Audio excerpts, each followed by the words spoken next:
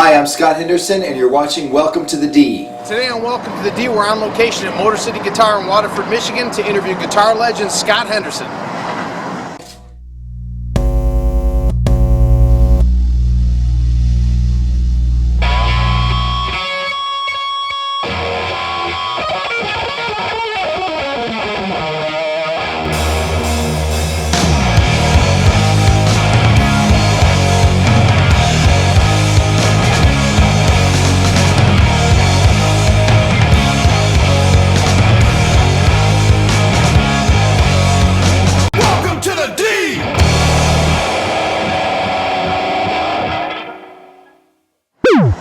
Alright, today on Welcome to the D, we're extremely proud to have guitar legend Scott Henderson. Scott, what's happening, man? Nice to be here. How you doing? Good. Good about yourself, man. Good. Alright, so let's start from the top here. Give us the Reader's Digest version of the Scott Henderson career to date. Well, I mean, I started out in Florida playing top 40 and just playing cover stuff. And, you know, the work scene down there wasn't that good, so I ended up moving to LA to go to MI, which used to be GIT, now they could call it MI, Musicians Institute. And I studied with some great players there. Pat Martino was teaching there, and Joe Pass, and really kind of put a lot together for me on guitar. I had been to college, but just for arranging and composition, and they didn't really have a guitar instructor there, so going to GIT really helped me a lot. And then I started, you know, getting work around LA. It took a couple of years, but I played on Jeff Berlin's first album, Champion. Ended up playing with Jean-Luc Ponty for about 4 years. Had a real short gig with Chick Corea, and then did 4 years with Joe Zawinul from Weather Report. And all this time I had my own band going called Tribal Tech, and we were together for about 10 years. And we had a 10-year break. We just did a reunion album after 10 years. And then I've got my own solo career with my trio, and yeah, that kind of brings us up to now. That's pretty intense change to go from top 40 to Tribal Tech. I mean, it's... Well, it took a lot of years, but I've always been a writer, and I've always been writing music, you know. It's always been my dream to, you know, to play my own music and travel around playing my own stuff. So I feel very fortunate to be able to do what I do, for sure. Nice. And you went to GIT when it was actually on Hollywood Boulevard, not on Academy. Yeah. It was the old school above the Wax Museum. Yep. Yeah. All right, so who were your influences when you were growing up? The usual guys that everybody was listening to back then. For me, it was Hendrix, Ritchie Blackmore, Jeff Beck, Johnny Winter, Albert King, Albert Collins. Yeah, you know, the usual group of great blues players. I loved Led Zeppelin, still do. And then I started listening to more fusion stuff. I joined an all-black group that was playing a lot of funk music, James Brown, Tower of Power, Kool and the Gang, and I really learned that that was an eye-opening experience for me, because I really learned that I could love equally two different kinds of music. You know, it was pretty much hardcore funk and rock, and loved it all. You know, that got me more into jazz. Well, it's funny, when I went to MI, it's so funny you mentioned the funk stuff. Like, when I played in Funk Pro Series, it just opened my eyes to how awesome all that funk guitar playing was. Oh, and just, I love that stuff. You know, all the funky stuff and the scratching and keeping in time and all the little triads and stuff on top and stuff. Yeah. Just, you know, I think it was one of the most helpful classes I ever took over there. We got to play a lot of, we played our originals, but we played a lot of Earth, Wind and Fire. And Al McKay, he's a great guitar player. Yeah, he's awesome. And then Tower of Power. And when I started hearing these saxophone solos in Tower of Power, it kind of started, it got me, that was the first thing that started getting me leaning toward jazz. So friends of mine turned me on to Weather Report, Mahavishnu Orchestra. I started getting the fusion thing, you know, because I dug the harmony. And then I wanted to know where that music came from. That got me into straight ahead jazz. So I spent a lot of time just listening to straight ahead jazz and learning how to play with chord changes. But that didn't change my roots, you know, because my roots have always been in rock. Yeah, the chord changes, the big mystery in music everybody asks about. Playing not for changes. Such a mystery, but yeah, it does take a little study. So what drew you to the sound of fusion? I guess I think Weather Report was the biggest influence on me. When I heard Weather Report, I had never heard anything like that, because Weather Report is an interesting group. Their harmony is pretty intense. You know, Weather Report was on one level challenging to listen to because there were chords that I'd never heard before. Mm-hmm. But on in a melodic way, it was very easy for me to listen to because their melodies are so singable and almost pop sometimes. Mm-hmm. So and they have this amazing groove, and of course Jocko and Peter Erskine, an incredible rhythm section. And then I started listening to older Weather Report albums with like Ndugu on drums and Alphonso Johnson on bass, and they just became my favorite band. And then I thought it was interesting that I could have a favorite band that didn't have a guitar player. Oh. Yeah. Yeah, that is interesting. Now, did you like guys like Mike Stern and Schofield? Sure, and I listened to Connors, those all guys. I listened to those guys. Yeah, all great players. So who was it that who taught you the most as a player, and who mentored you the most as a player? That's hard to say. I can't name any one person because I've studied with a lot of good players. Joe Pass, Pat Martino, and good rock players too. But I can't name any one as being the more influential than any other, because honestly, most of my influences were not my teachers, but my records. Mm-hmm. You know, listening to Joe Pass on playing, and listening to Jimi Hendrix, and listening to Schofield on records, and all these guys. I was learning so much from all of them, and sax players too, from the traditional guys that everyone knows like Charlie Parker and John Coltrane, to the more modern guys like Chris Potter and Mark Turner, Seamus Blake, all these new guys. Joshua Redman is awesome, Branford Marsalis. So much to learn from these horn players. Mm-hmm. I was a huge Hendrix fan, man. Yeah, it just never gets old. It never gets old. You know, listen to Band of Gypsies over and over. In fact, I was lucky enough, I went and recorded Billy Cox, and that was a great experience. I'm just a Band of Gypsies is my favorite Hendrix album. Absolutely. I mean, that version of Machine Gun was epic, man. Yeah, I burned the grooves out of that album, man. And then, too. of course, I had to get Band of Gypsies, too, to make sure I could hear My Train A-Comin'. So, I think what really sets your playing apart, which I absolutely love, is that your ability to just go for it. A lot of jazz guys seem like they're kind of reserved, you know, when they play, kind of inside a little bit, where I just love the fact that you just go for it, and you got that, I don't know how to explain it, but it's that it factor that a lot of guys don't have. What is it that got inside you that made you just, they gave you, is it because you played rock before, and because you played blues you didn't have that? Maybe. I mean, blues and rock tend to be more aggressive, forms of music than jazz, but I don't think it's that as much as it is that my desire to grow as a musician. People ask me, do you hear everything you play? And no, I don't. I take chances, like I hear a lot of what I play, but there's moments where I just go for it. I don't know what's going to happen, but it's those moments where I trip on myself and just, in front of everybody.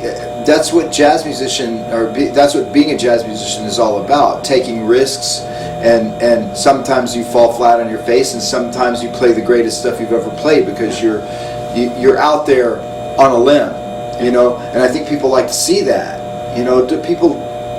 Nobody wants to see anybody play it safe. Hendrix didn't play it safe. Heck no, dude.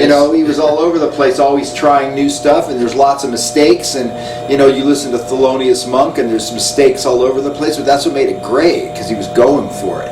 Yeah, you gotta love that vibe. Like Jimmy, like you said, let's say one night Hear My Train A-Comin' was kind of fast, and the short version next day was a gut bucket blues kind of thing. You gotta change it up, and you gotta make your audience feel like that you're really working hard to expand what you do.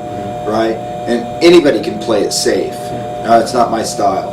Yeah. And no, I really admire that. Like I said, you just have that's what made your playing so special. I think, personally, I'm not trying to pat you on the back because you're sitting here. You've influenced so many guys. Oh, thanks. But the general, you're the kind of player, it's funny, the general public doesn't know a lot about you, but you talk to any player, they're like, oh, dude, I love Scott Henderson. No, nobody knows me. Nobody recognizes me at Vaughn's. So, and I got to say, it was actually kind of funny because you're the nicest guy on earth. But when we were at MI, I remember open counseling classes. It'd be in the room, and it'd be you and like the same two guys that weren't scared to go in the room and play.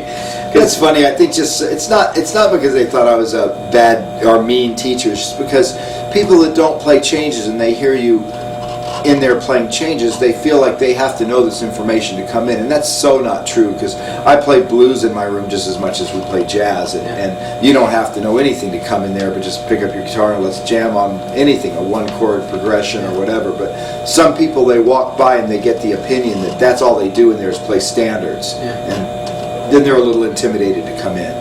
Well, another thing too I want to talk about is that, I mean, your teaching style is awesome. You showed me just in your pentatonics class. I remember the improv class with Steve Dudas had taught. Right.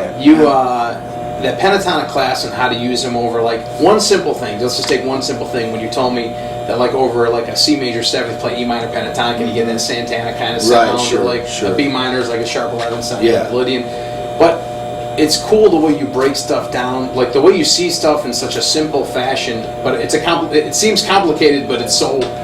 Everything's easy if it's explained properly.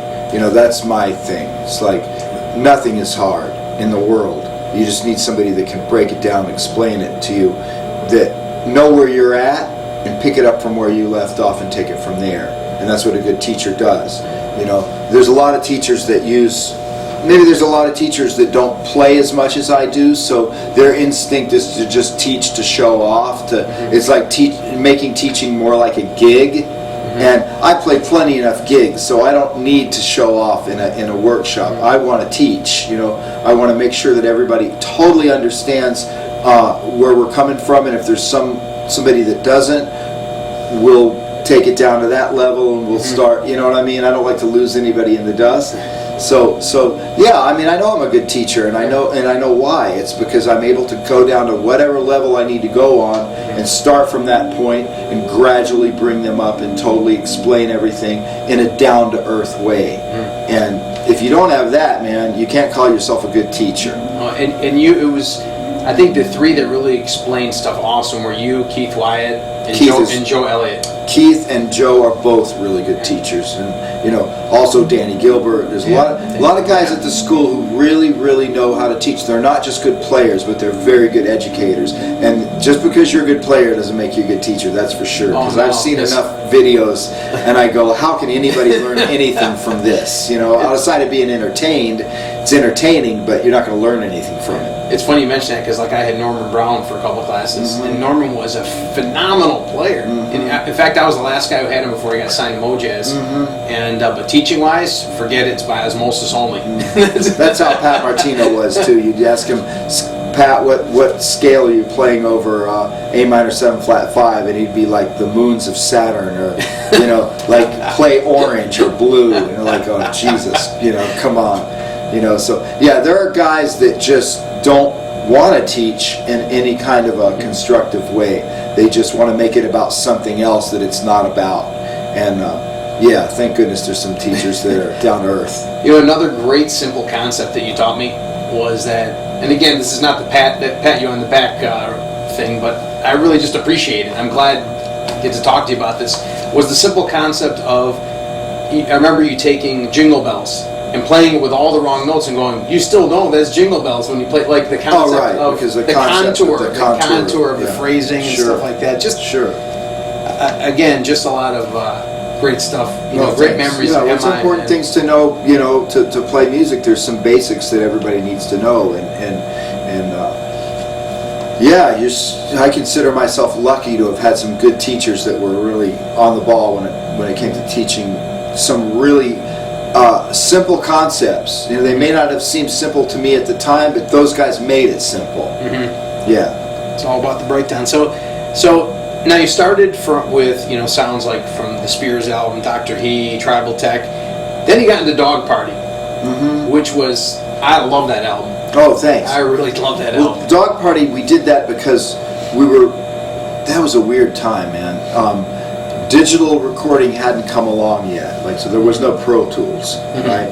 And we had a lot of keyboards in Tribal Tech, and the only way we could get more keyboards onto tape than we had tracks on the tape was to actually MIDI the keyboards to SMPTE, which do a stripe of SMPTE, and through MIDI lock the keyboards onto the SMPTE so that the keyboards could actually play at the mix, and it was complicated.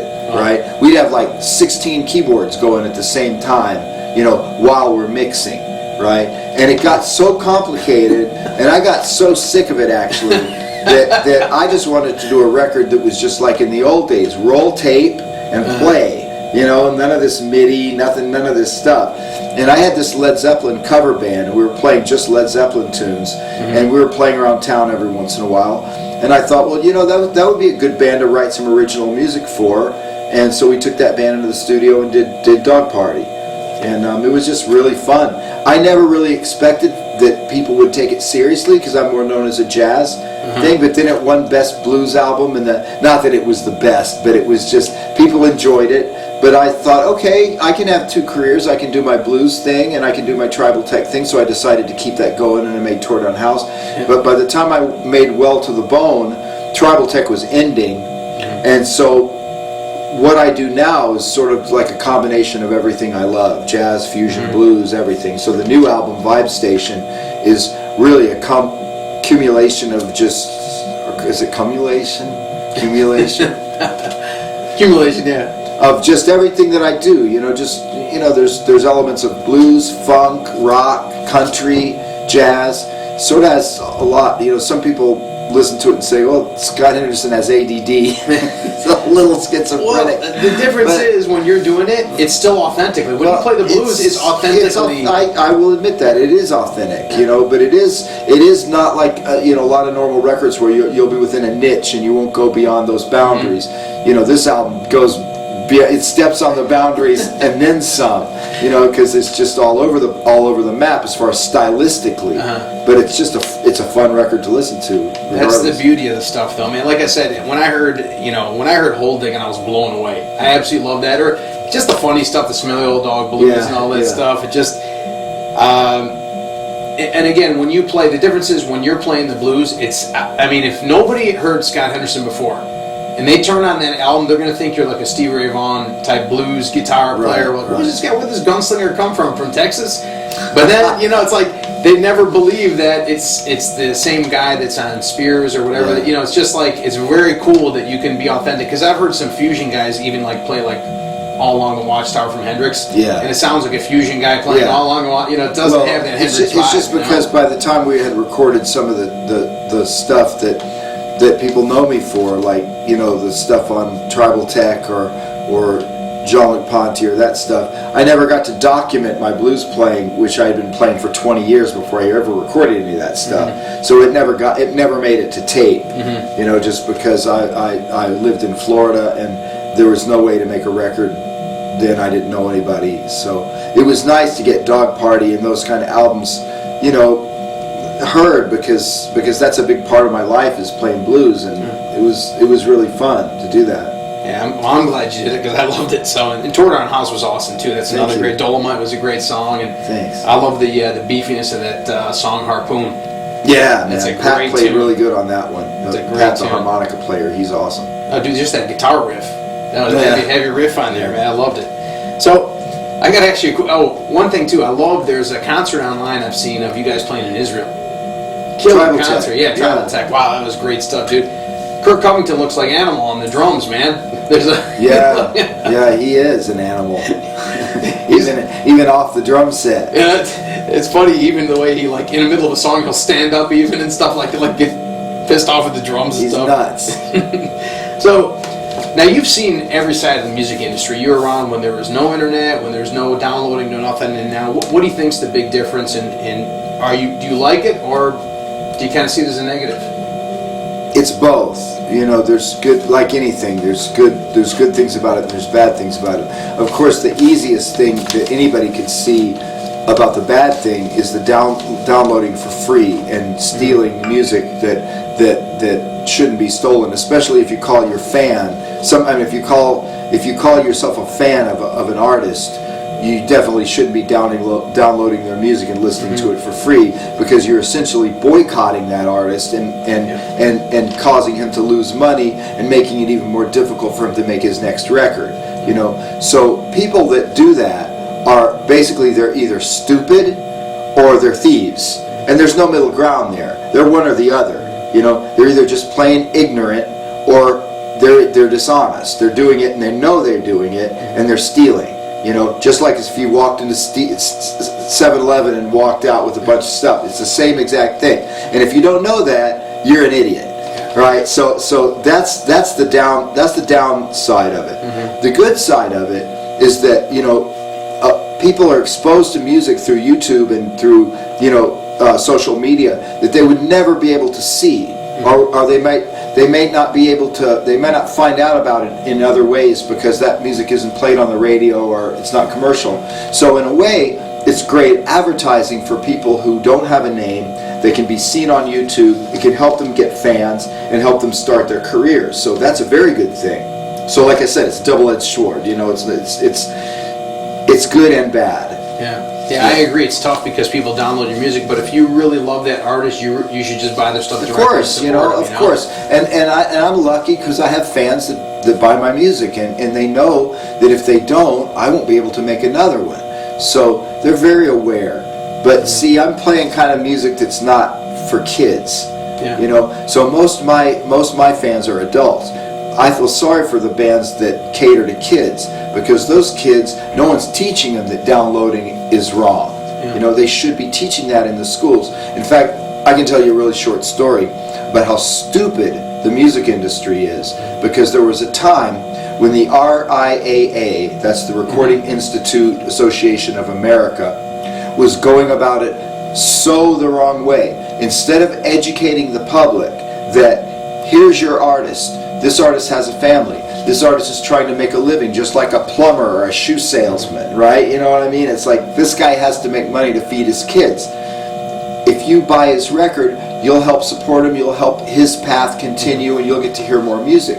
Instead of hiring popular actors and musicians to do TV ad campaigns, which would have cost millions of dollars. Instead, they took those millions of dollars and spent them on lawyers to sue housewives for downloading. That's how stupid these people are, right?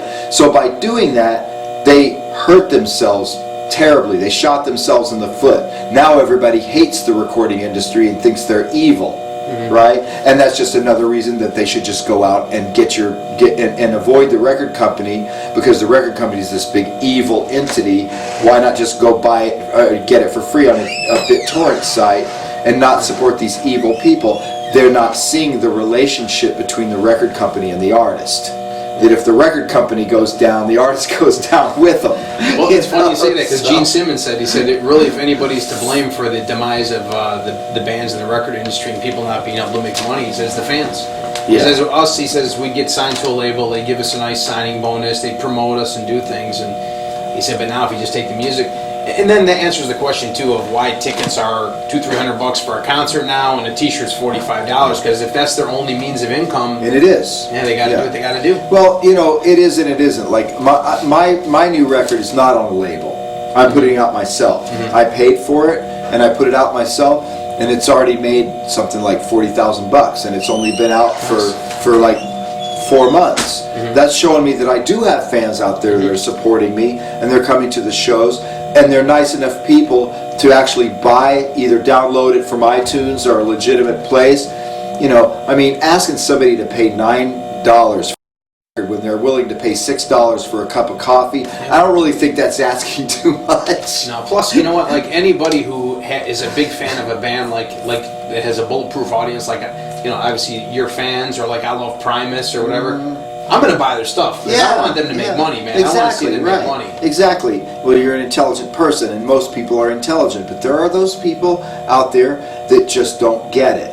They can't put it together. They don't realize that their actions directly affect the artist. And like I said, it's either because they're just stupid or uneducated, or it's because they just don't give a shit and they're just thieves. And they just steal, and they don't really care what happens to the artist as long as they have a good time listening to their music. They couldn't care less.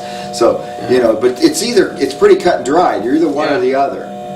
So, switching gears real quick, so when did you start playing Sir guitars and Sir amps? About 15 years ago, John had a little shop in back of Bob Bradshaw's, and he was making instruments and doing stuff, just doing electronics work, and I met him back then, and then when he joined Fender, he became one of the master builders at Fender. And I was sick of Ibanez, and I wanted to get out away from that company. So I went to Fender, and he built me my first Fender guitar. And then he didn't last very long at Fender because I think he wanted to be his own boss. And the next year after he left Fender, I went with him, and he started his company, and I was actually his first endorser. Oh, nice. And yeah, it was cool, you know. And then he made me another guitar, which was even better than the Fender.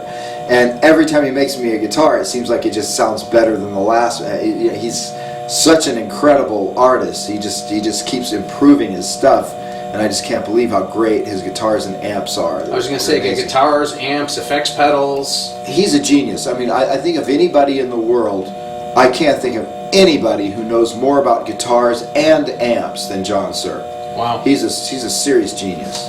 That's great. Yeah, I've heard nothing but positive stuff about Sir. Amazing guy, really. Wow. What are your favorite effects pedals from him? My pedals, I really like the Exotic RC Booster.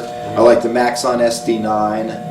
I like the Klon Centaur, which unfortunately became a big collector's item because I bought mine for $300, and now you have to pay $1,800 for one because he stopped making them. That's what happens when people are bad businessmen and they don't know how to keep their company going. You know, your item becomes this big collector's item, which I really hate to see people paying $1,800 when they should be paying $3. Yeah. You know, but it is a good pedal. I mean, it sounds great. I'm glad I got one for cheap. And I also use the Full Tone Plimsoll. That's a nice distortion pedal. I have a Fuzz Factory that I really like. An Octafuzz by Full Tone. Arion Chorus is a really good. And then I have another 100 pedals at my house that just for recording. Just for certain effects in the studio. I remember you. Now I was lucky enough to when I was at MI, you guys used to play. Tribal Tech used to play every Friday in the Fusion Pro Series. Oh wow, okay, I remember that. That was way cool. You guys played.